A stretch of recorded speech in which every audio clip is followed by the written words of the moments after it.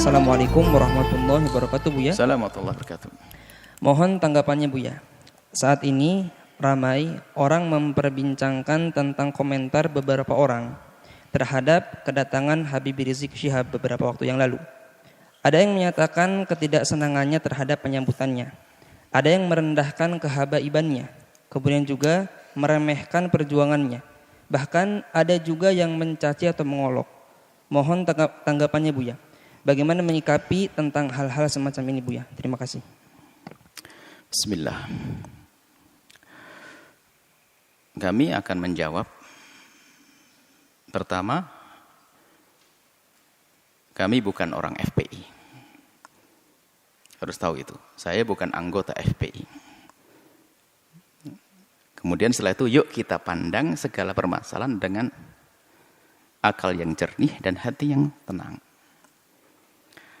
Pertama adalah kedatangan Habib Rizik disambut oleh orang sebanyak itu kemauan umat, bukan rekayasa, bukan dibayar mereka.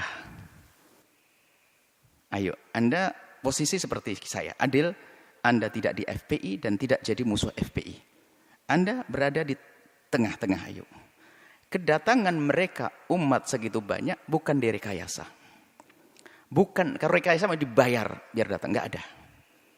Bahkan ini masa pandemi, semua orang meninggalkan kerjaannya dengan sukarela. Maka yang harus kita pahami, ada apa di balik ini semuanya? Kerinduan kepada apa sih mereka kok sampai seperti itu? Kita jujur.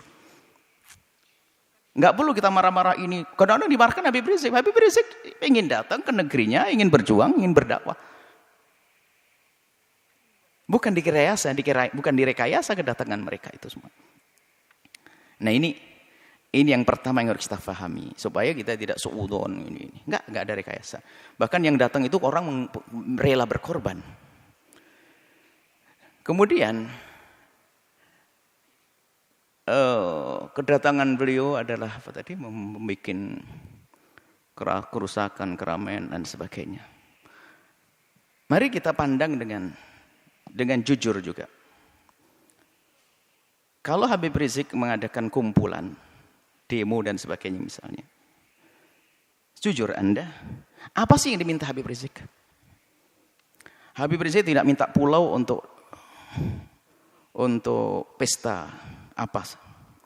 Tidak juga minta jabatan jabi apa. Tapi yang diminta apa? Coba kita cari. Anda jujur sebagai bangsa Indonesia yang adil, yang jujur, apa yang diminta? Jejer permintaannya apa sih?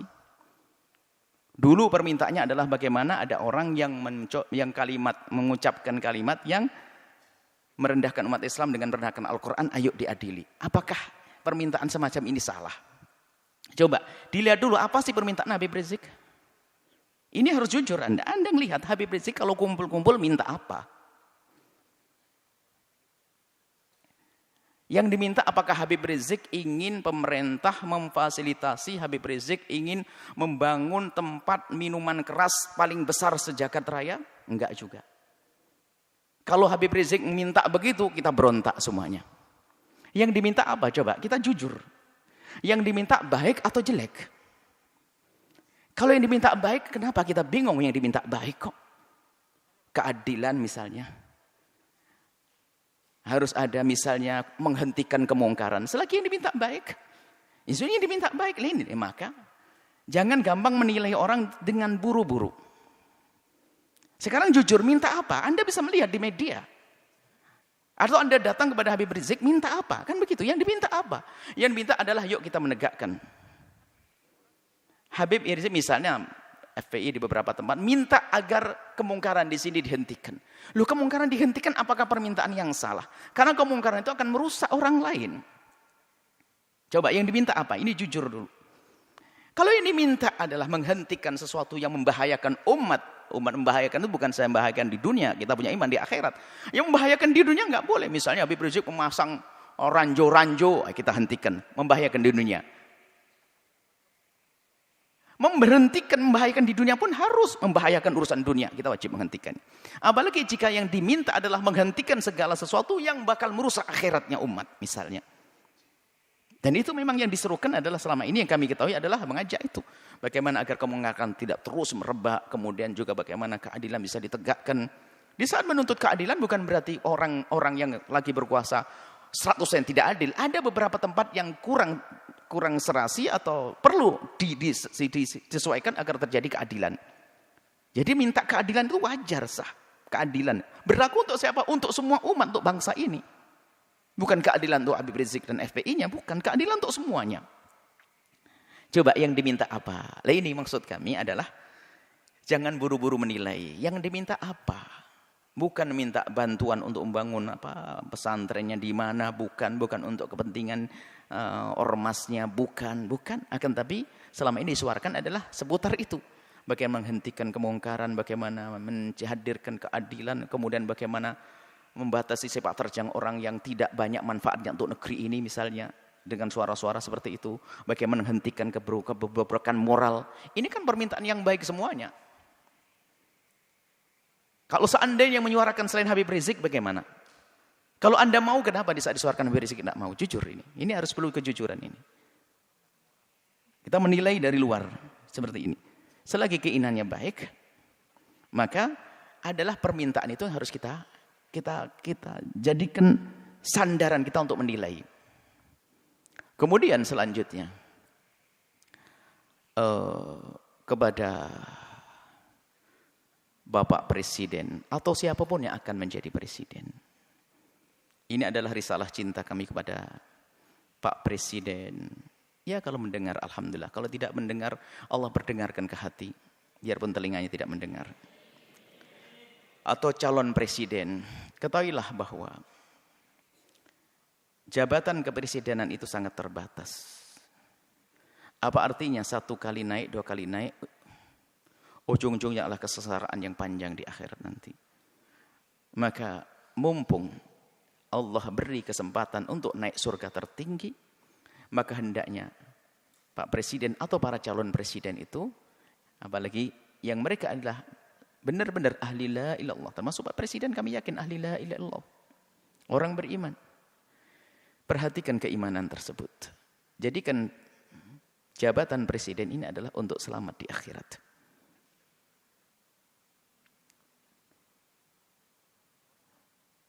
Maka selama ini panjatan doa semoga orang-orang seperti Habib Rizik dijaga dan bisa istiqomah. Dan doa kita kepada Pak Presiden semoga juga Allah memberikan bimbingan agar bisa menjadi baik semuanya. Tidak perlu kita memusuhi, akan tapi kita perlu bagaimana menghantarkan kebenaran. Kita tidak punya permusuhan dengan Bapak Presiden. Akan tapi kami punya cinta karena kami tahu beliaunya adalah ahli la ilaha illallah. Kami ingin bahasanya kelak juga selamat di akhirat. Maka mohon, atau calon-calon presiden yang akan datang. Ingat, jadi presiden adalah berbatas waktunya. Tapi akhirat adalah selamanya dan tidak berbatas.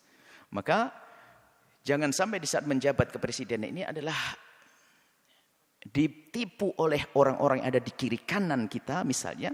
Yang punya kepentingan syahwatnya, urusan dunianya, tidak ada hubungannya dengan imam. Sehingga kita akan kebawa ke sana. Maka pandanglah dengan adil. Orang yang bakal mengganggu akhirat Anda pinggirkan. Anda bisa melihat pasti. Di kalangan menteri, di kalangan pakun harus dibersihkan dari orang-orang yang bakal mengganggu keselamatan kita di akhirat. Kami yakin Anda ahli iman. Kami mendengar Anda jadi imam sholat. Anda juga umroh. Subhanallah. Tinggal perlu Anda mengikuti hati kecil Anda bahwasanya Anda ahli iman. Maka segala sesuatu yang bertentangan dengan keimanan Anda ini ayo diberesi, diselesaikan. Karena itu akan ada tuntutan dan tanggung jawab di hadapan Allah Subhanahu wa taala. Kemudian berlapanglah dengan masukan atau kritik dari siapapun. Maka di saat ada misalnya selama ini rame seperti tadi hubungan dengan Habib Rizik dan sebagainya. Yang diminta adalah, kami yakin yang diminta Habib Rizik adalah di hati kecil Anda adalah Anda setujui. Keadilan, kebaikan dan sebagainya. Kami ingin bertemu ini maksud. Kami yakin insyaAllah. Kami yakin khusnudzon bahasanya Anda orang beriman dan presiden-presiden setelahnya. Kami tidak mengarah kepada presiden hari ini. Selagi itu keinginan yang baik, ayo kita kita sambut. Dan nanti secara umum, kritik itu justru mengangkat kita. Bagaimana kita menjadi waspada. Kritik itu, kadang kita tidak bisa sadar, tidak bisa mengoreksi diri kita sendiri. Akan tetapi dengan kritik itu kita bisa berbenah. Kalau tidak ada kritik kita nggak akan waspada. Seperti di lembaga begini, kalau tidak ada kritik nggak akan ada perubahan. Ada yang kritik, Buya kenapa kok begini? Langsung kita buat perubahan. Kira-kira ini menarik. Semakin banyak yang mengkritisi Anda, sebenarnya semakin besar peluang Anda untuk menjadi lebih bagus. Hanya di saat dikritiki oleh seseorang, kita lihat, kita pelajari. Lalu bagaimana? Yang mengkritik itu sendiri diajak untuk menyelesaikan bersama. Karena yang mengkritisi biasanya punya bahan, punya modal untuk menyelesaikan masalah. Seperti ini. Ini adalah kepada pemerintah. Jangan menuruti orang-orang yang hanya menuruti hawa nafsunya. Anda akan rugi. Hidup Anda berbatas. Hidup Anda berbatas. Kita tidak rela ahli la ilaha illallah di alam barzah mendapatkan siksa dan di padang mahsyar tersiksa, di akhirat tersiksa. Tapi surga kah untuk semuanya? Surga untuk ulama, surga juga untuk presiden kalau mau. Inilah, maka kalau seandainya kesadaran semacam ini hadir, nggak akan ada ontran-ontran semacam ini. Semuanya aman tentram. Semuanya aman tentram. Bisa. Orang punya niat busuk akan terlihat begitu mudah. Apalagi sekelas presiden, sekelas pemimpin. Itu sangat mudah. Orang ini niatnya hanya kepentingan urusan ini. Kebaca. Artinya tinggal. Kalau memang tujuannya nggak benar merusak negeri ini, merusak bangsa ini, amanah di hadapan Allah. Ya jangan diperkenankan orang semacam itu begitu.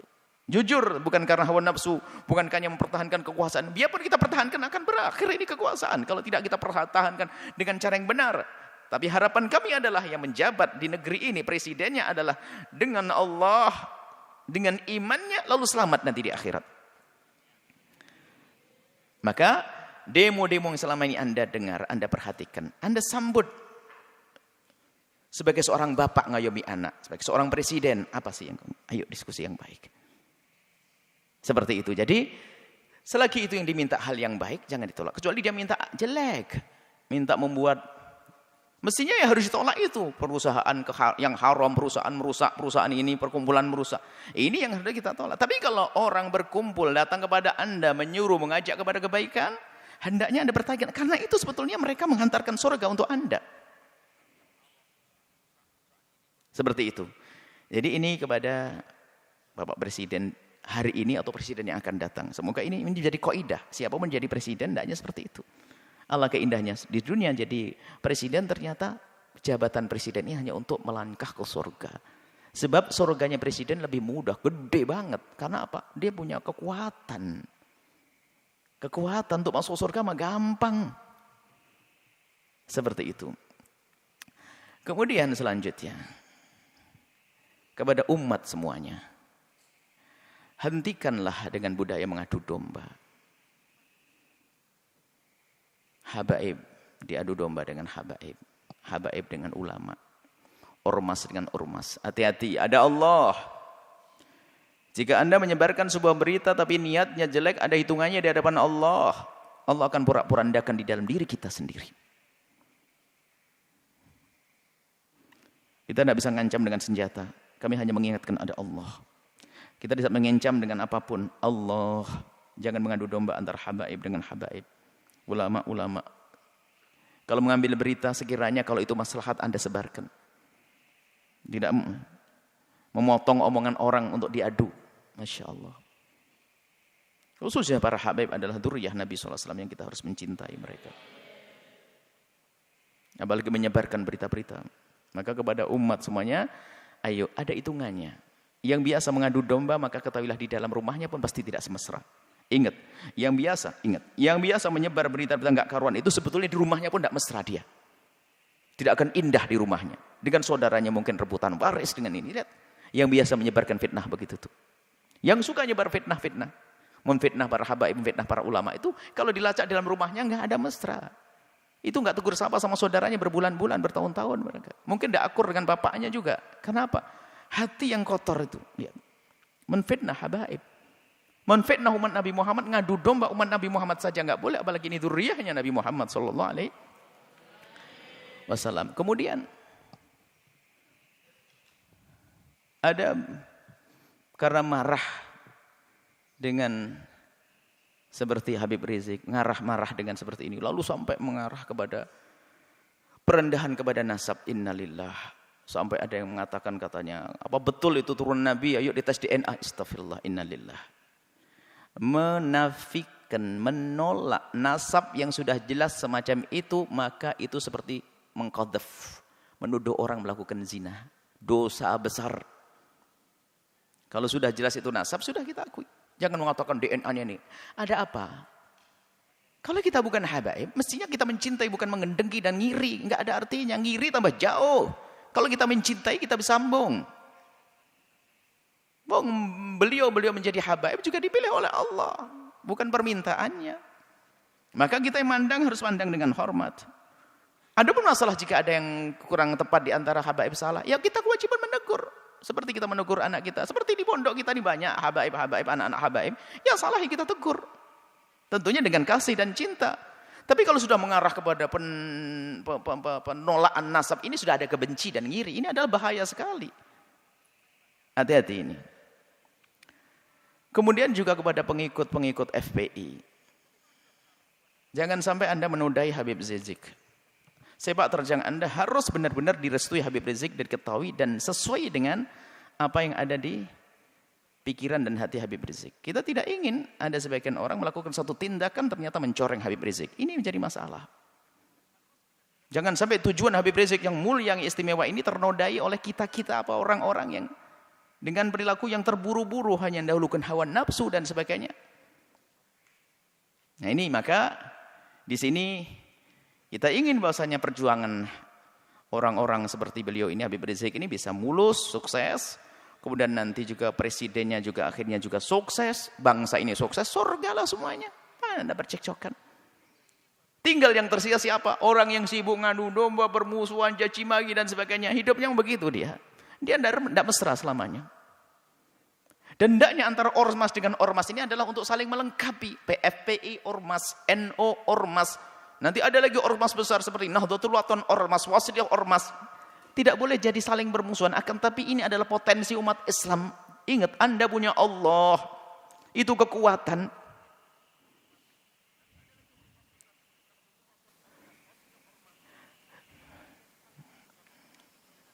Semoga Allah menjadikan kita juru damai di negeri ini. Yang berjuang semoga diberi keikhlasan.